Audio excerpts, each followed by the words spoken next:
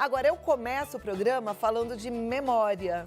Então, fica, porque o assunto é bom. A gente vai até 2h30, mas já começa com esse papo. E é extremamente importante a gente cuidar do nosso cérebro, né? E exercitá-lo. Eu ando muito preocupada com os idosos que estão sozinhos, sem bater muito papo, sem atividade física, sem atividade mental. Precisa, gente, para que todos entendam melhor como cuidar disso, como manter a saúde mental em ordem, para manter o cérebro na ativa, eu converso com ele via Skype, que é neurocirurgião, especializado em radiocirurgia e neurocirurgia funcional pela Universidade da Califórnia. Ele tem um blog, aliás, ele é editor do maior blog de neurologia já existente, co-criador de 11 aplicativos médicos, autor de 3 livros, Dr. Júlio Pereira. E é com ele que a gente fala agora. Boa tarde, Dr. Júlio, um prazer vê-lo, tudo bem? Boa tarde, tudo ótimo. Olha, muito obrigada pela sua disponibilidade. A sua imagem está tão boa que parece que você está aqui na sala, então sinta-se bem à vontade com a gente, viu? Muito obrigada. Gostei muito dessa introdução, porque é um momento atípico que a gente está vivendo, né? E essa sua palavra, né? Eu costumo falar que a gente que é médico lida com doença, a pessoa acha que é mais forte, né? Mas acaba que o profissional de saúde, não só hoje, mas sempre foi, né? É das pessoas e das profissões que mais tem gente ansiosa, né? Com depressão. Isso estatística mostra, porque é difícil lidar com doença, né? Então, programas como o seu jogam as pessoas para cima, são muito importantes. Ah, eu fico feliz, eu penso assim também, muito obrigada. Agora, então, vamos aproveitar, já que você tocou nesse ponto, eu vou só te perguntar, ontem a gente já entendeu um pouquinho sobre essa questão da insônia, eu sei que o nosso assunto é memória, mas eu contei aqui, né, que a insônia estava pesada, eu falei, melhor eu não ficar na cama, fui para a sala. Eu agi certo, é isso que a gente tem que fazer ou não? Correto, correto. Eu falo o seguinte, o mundo que a gente está vivendo hoje, né? Naturalmente, a gente tem no Brasil 10% das pessoas com ansiedade, né? E existe transtorno de ansiedade, que é doença, mas existe ansiedade natural. Esse momento atípico que a gente está vivendo, dificilmente você não vai encontrar alguém com alguns componentes de ansiedade. E a estratégia é isso que você fez. Você não deve ficar insistindo. Você está passando por uma... né? Não está conseguindo dormir, está deitado, faz outra coisa, relaxa a cabeça, depois volta, porque realmente não tem um caminho único, né? Isso que você fez, né, de orar, de fazer uma meditação, de relaxar, são as estratégias que, sem dúvida, funcionam. E você tem que entender que todo mundo está passando por isso, né? Não é uma... Porque, às vezes, o seu público, ou quem está assistindo, acha que é só com ele, né? É uma coisa que países que já passaram por isso, China, Itália, Estados Unidos, a incidência desses transtornos de ansiedade estão batendo recordes. E é uma pena, né? Bom, a gente sabe que também quando a gente não dorme bem, a gente, ao longo do tempo da vida, se isso é constante, a gente prejudica de forma séria a nossa memória. Mas tem outros fatores também que prejudicam a memória. Vamos falar dela, então. Vamos sim. Eu separei 5 fatores, são os mais relevantes. Você até já antecipou, já falou o primeiro, que é o sono. Então, o sono ele tem um papel muito bom na restauração da memória. Então, é essencial para todo mundo dormir, para pegar aquela memória antiga que ele aprendeu, do aprendizado, e consolidar, o cérebro dar uma descansada e voltar. Então, se você não tem um sono adequado, em média a gente fala 7, 8 horas, varia de pessoa para pessoa, mas na média é isso. Isso vai te prejudicar essa memória. E a gente sabe que os transtornos, as insônias, ela está acontecendo com muita frequência e pode prejudicar sim. Então, essa seria a primeira dica. A segunda dica, você já falou também, você vai virar neurologista, você já vai no ponto, né? Ah, até parece quanto esse doutor estuda, gente, olha. Não, mas é tanta entrevista que é muita informação. A segunda é atividade física. Então, você está de quarentena, você está em casa, não é desculpa, né? Você tem que fazer atividade física regularmente, mesmo dentro de casa. Aí a pessoa pergunta, Júlio, mas atividade física e memória parece não ter relação? Nosso cérebro ele precisa de sangue, precisa de oxigênio, precisa de nutrientes. Quando a gente vai envelhecendo, que eu sei que grande parte do seu público é da terceira idade também, as artérias elas ficam que chama arteriosclerose, é como se fosse mais dura. Então o sangue tem uma dificuldade natural do envelhecimento de chegar no cérebro. Então quando você se exercita, o coração bate melhor, o músculo fica melhor, independente da idade, fazer atividade física, mesmo quem nunca fez, ajuda. Quantas vezes, Júlio? 3 ou 4 vezes por semana. Entre 30 a 50 minutos está ótimo, você consegue restaurar. Então, assim, é a segunda dica que a gente daria, que é importantíssimo para você restaurar e melhorar a sua memória. A terceira, que aí começa a ficar mais específica, né? Que é justamente a prática de jogos, né? Você adiantou mais ou menos de como relaxar, como fazer, mas você fazer atividade que treina o seu raciocínio lógico, que interage com outras pessoas, que ajuda na tomada de decisão, ajuda muito a melhorar a memória, ajuda muito a retardar alterações cognitivas. O envelhecimento, naturalmente, nossa capacidade cognitiva, ela piora um pouquinho, é natural, todo mundo. Da mesma forma que o músculo da gente fica mais fraco, a parte cognitiva também. A quarta dica é a leitura ou estudo. Você envelhece, você às vezes se aposenta, né? Parte do seu público é assim, né? E aí a pessoa fica em casa, então acaba que não exercita tanto o cérebro quanto exercitava no momento que ele estava trabalhando. Então, esse é um fator também muito importante que a pessoa... Pode ser palavra cruzada, pode ser jogos. Para você ter ideia como é interessante, os Estados Unidos eles estão mostrando que até videogame. Então, às vezes, está o avô e o neto, aprender a jogar o videogame para jogar com o neto vai, sem dúvida nenhuma, ajudar a sua memória. Então, assim, esses são os fatores. Outra coisa que muita gente pergunta, infelizmente, não tem nada comprovado. A gente sabe que muitas substâncias que a gente utiliza em remédio podem ajudar o nosso corpo, mas não tem nada comprovado de um remédio que melhore a memória. Porque muita gente pergunta isso, né? Eu quero saber um remédio específico para melhorar a memória. A gente sabe que não tem nenhuma medicação específica que vai realmente melhorar a sua memória. E por último, que eu sei que você gosta muito, você é fitness, está em forma, é a alimentação. Então, a alimentação balanceada, por mais que a gente repita o tempo inteiro, é um dos fatores mais relevantes que a gente tem, até no retardo do aparecimento de Alzheimer. Isso já é comprovado cientificamente. Então, fazer uma alimentação balanceada melhora a circulação, a oxigenação no cérebro e melhora a memória também. Então, são essas 5 dicas que eu achei mais relevantes.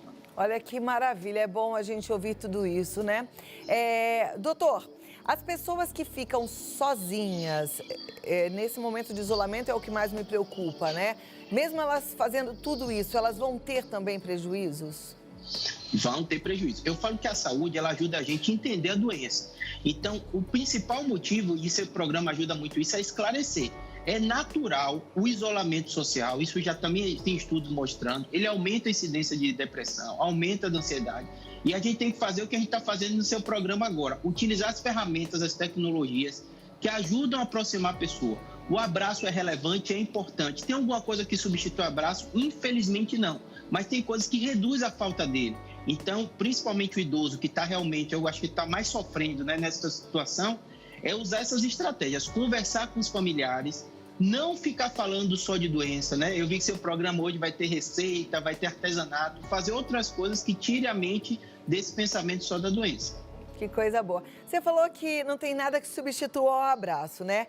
Eu sempre ensino aqui, para quem está sozinho, a fazer o autoabraço, né? Que eu faço esse movimento aqui e traz assim o braço para dar um certo aconchego. Uma outra coisa é que eu, mesmo tendo o meu marido, a minha filha morando junto, né, lá em casa, meu filho agora já casou, está em outra casa, eu gosto muito de fazer uma automassagem, sabe assim, pegar no braço, fazer aquela massagem nos pés, eu não sei, eu sinto um bem-estar. Isso ajuda também? Isso dá uma amenizada na falta do contato físico?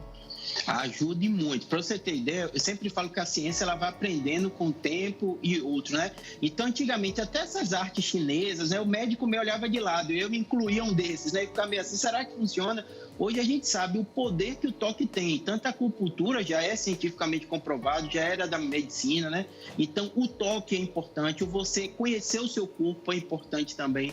Então, essa sua técnica, né? E outras muitas. Hoje em dia, com o YouTube, ajuda muito, né? As pessoas podem encontrar uma série de técnicas, inclusive até com som, com música, que ajuda no relaxamento e pode melhorar a mente nesse momento que não é fácil, né? Perfeito. Bom, você já disse agora nesse nosso bate-papo que existe uma relação também da depressão com a falta de memória. E as pessoas agora, nesse momento, elas estão com muita dúvida para distinguir se elas estão com uma tristeza, né, fazendo parte aí do luto coletivo, ou se elas estão entrando num processo de depressão. E aí eu queria que você falasse um pouquinho sobre isso, porque eu acho importante, e se a memória realmente pode ser um sintoma, a falta dela. Pode sim. Foi bom você falar isso, porque tem a outra parte do seu público também grande que não está na terceira idade e pode estar se queixando de memória.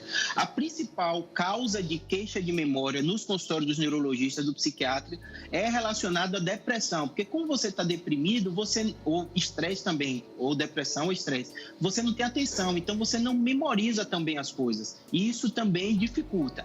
Quando deve procurar ajuda? Quando isso começa a dificultar o convívio social. Vou te dar um exemplo. Você está com o idoso, está longe de você, você está falando com ele, depois você começa a notar algumas coisas.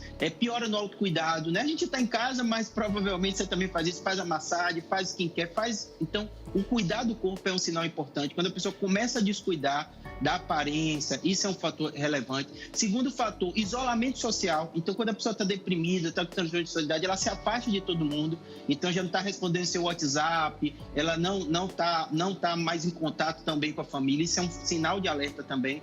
O terceiro fator, a falta de vontade, né? Tá difícil, mas como você falou, né? Poxa, não estava conseguindo dormir e tal, levantei, fui responder e-mail, você vê que tem uma abolição, né? Você tá ativo. Então, assim, o tá ativo, notar que a pessoa começou a não ter vontade de fazer as coisas, nem coisas que ela gostava antes, aí pode ser alimentação, também são sinais. Tudo que altera, eu costumo dizer que a família costuma ser o melhor sinal, a família e os amigos, porque a pessoa que alguma coisa não vai bem.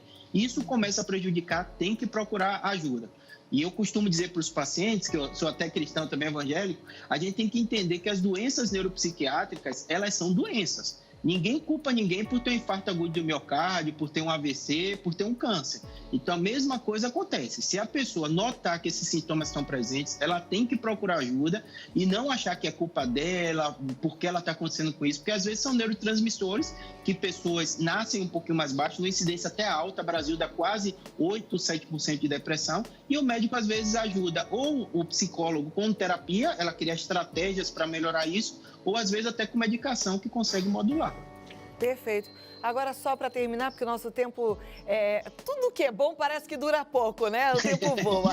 Mas já que você falou de medicação, então falar um pouquinho de medicação, né? Eu gostei muito de você falar sobre essa questão da gente não ter preconceito em relação a uma doença psiquiátrica. Infelizmente, a gente ainda vê que existe esse preconceito e as pessoas, às vezes, relutam em usar uma medicação.